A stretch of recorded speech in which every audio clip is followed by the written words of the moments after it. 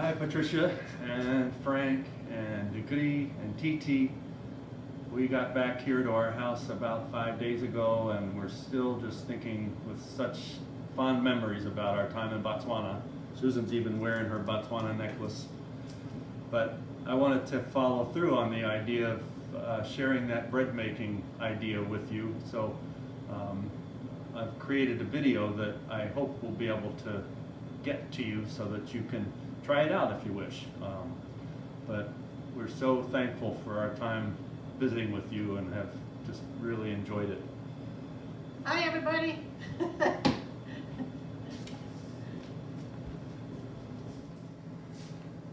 thought I should tell you that I got the idea for making this kind of bread from Bon Appetit magazine.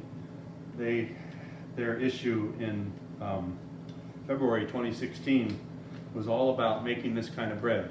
And their recipe calls for bread that is made with a lot of other flours, rye and whole wheat, so it comes out to be a darker bread. I've made a version that's more like a white bread with a little bit of whole wheat flour in it, but the basic recipe came from this magazine and then I've adapted it a little bit. The evening before I'm going to bake bread in the morning, and I'm setting up what we call the poolish, and that requires 2 cups of flour, white bread flour. Tomorrow I'll put a little bit of whole wheat in it. It takes 1/8 of a teaspoon, and in this case of active dry yeast, and other kinds of yeast maybe need a little more, but this is a very small amount of yeast for this. And then I'm going to mix in 1 1/4 cups of water, and then I'm going to let that sit overnight for 12 or 13 hours.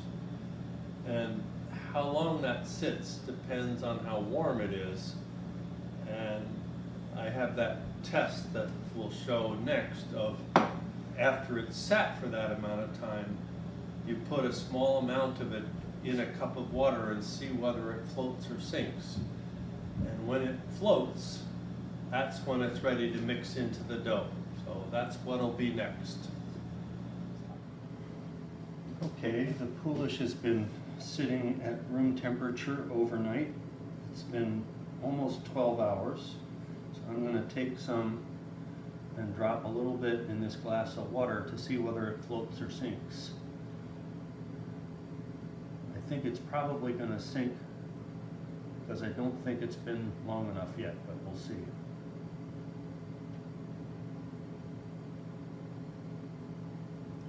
Come on, let go of me. There, see, it sank. So it's not quite ready. So I'll let it sit like that for another hour or so, and then we'll try it again.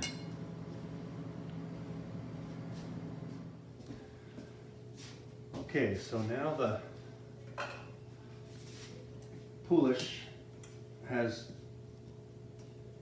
gotten to the point where it's ready, it's floated in the water, and I'm going to put it in this mixing bowl and add some flour and mix it all up. So I'm going to send you in an email the recipe that I'm using.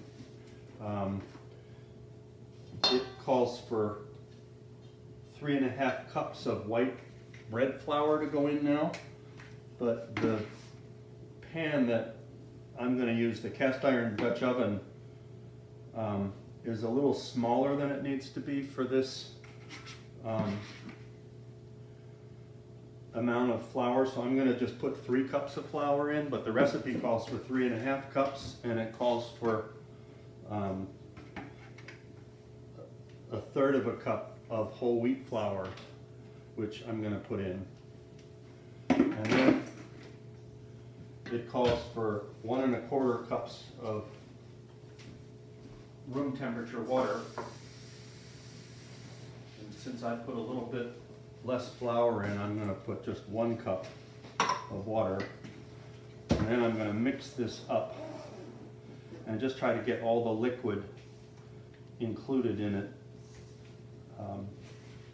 absorbed into the flour. And once it's at that point, then it just sits for 2 hours.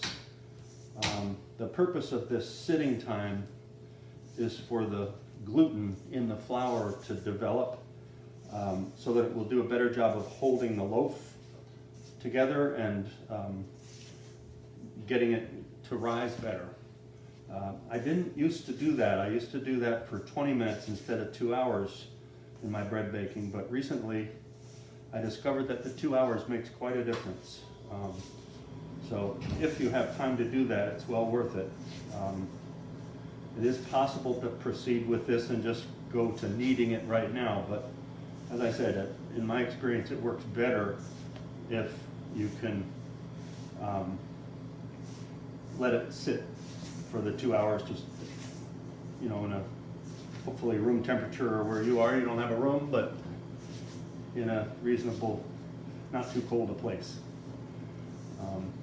So this is getting to the point where it's pretty well mixed in. I just want to get my bread scraper out and scrape the dough off of this spatula. And then I'll hold it up so that you can see better.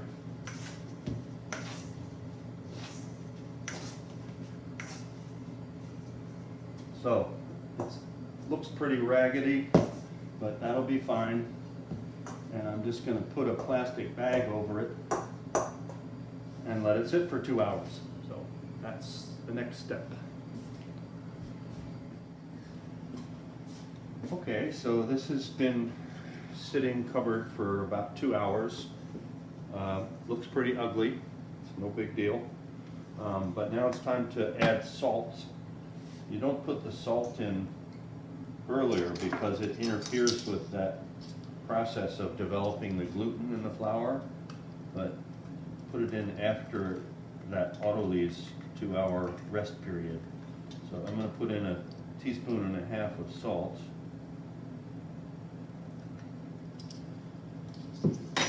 And then I'm going to scoop it out onto the board and start kneading it. And I usually knead it for 10 minutes to make sure that everything is well developed, all the gluten in the dough is well developed. So that's that. The salt is in it, and I'm going to just start kneading it. Do that for about 10 minutes, as I said. You guys are expert kneaders, I know, so don't need to show you this probably.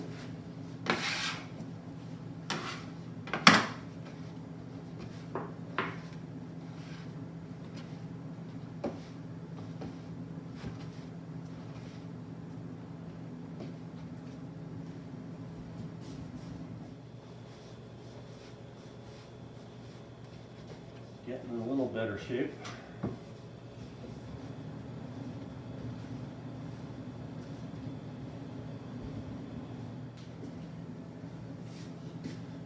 Okay, now I've been kneading this for a little over 10 minutes and it's feeling like it's really ready to go. And I'm going to try a test that I read about in one of the books that I have about bread baking. They call it the window pane test, that if you take a piece of dough and you stretch it out, if it's been kneaded enough, you ought to be able to make like a window with it where you can see light through it, but it doesn't pull apart in holes. And this looks like it's at that stage, as I can see light through it and it feels ready. So now what I'm going to do is to just get it back into a ball put it back in the bowl with a little bit of oil in it, a little vegetable oil, so it won't stick. And then I'm going to put it in there and turn it once, and then I'm going to let it sit for 30 minutes.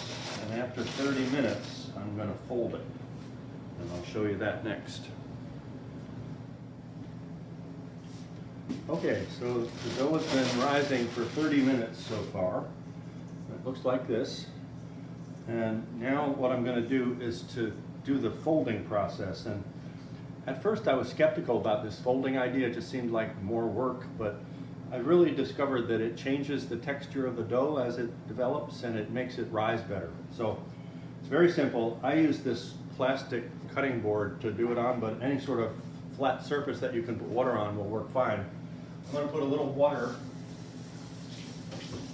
this cold water, on this piece of plastic, and I'm just going to scoop the dough out onto it,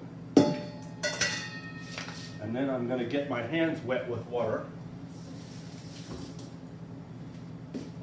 and I'm just going to flatten it out into a rectangle like this. And then I'm going to fold that rectangle into the middle like that, and then into the middle, and into the middle like this. And it just goes back in the bowl with the folds down. And that's it. I'll rinse my hands off. And I'm going to do that 3 more times every 30 minutes for 2 hours. And if you try that, you'd be amazed to see how the dough changes in that time period.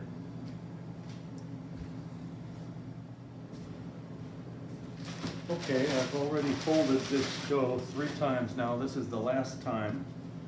And I think it's going to be evident how the texture of the dough has changed. This is what gets me to do this, because it really makes a difference in how the dough feels and handles. So it's much easier to spread out. It's very smooth and just has a wonderful feel to it that I think helps it rise into a terrific loaf.